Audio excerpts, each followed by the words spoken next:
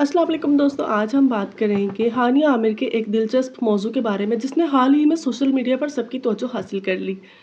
एक कमेंट बहुत ज़्यादा वायरल हुआ और उसके स्क्रीनशॉट्स हर तरफ शेयर किए गए, जिसमें एक फ़ैन ने हानिया से पूछा कि आपका निकाह सहरी के बाद होगा या इफ्तार के बाद, और हानिया ने हंसते हुए जवाब दिया कि जुमा नमाज के बाद। बस यही वो लम्हा था कि सोशल मीडिया का टॉप ट्रेंड बन गया। मदाहों ने हानिया आमिर और आसिम अजहर के बारे में शादी की बातें करना शुरू कर दी, क्योंकि आसिम अजहर की पहले मीरब अली के साथ मंगनी हो चुकी थी और कुछ अरसे बाद ख़त्म हो गई थी, और अब हाल ही में हानिया आमिर और आसिम अजहर को एक साथ देखा जा रहा है। हानिया आमिर अक्सर आसिम अजहर के कॉन्सर्ट्स में भी जाती हैं और उनके घर क्वाली नाइट में भी उनकी मौजूदगी ने मदाहों की दिलचस्पी और बढ़ा दी। इसी वजह से कुछ लोग हानिया आमिर को दोबारा आसिम अजहर के साथ जोड़ने लगे।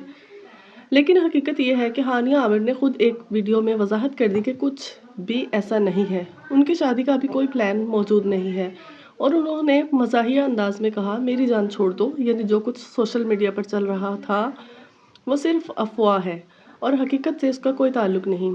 ये सब हमें सोचना चाहिए कि सोशल मीडिया पर छोटी छोटी बातें भी कभी कभार बहुत बड़ी हलचल पैदा कर देती हैं, लेकिन असल हकीकत वही होती है जो खुद मुतल्लिका शख्स बताए। हमेशा पॉजिटिव रहें और हर अफवाह पर फ़ौरन यकीन ना करें।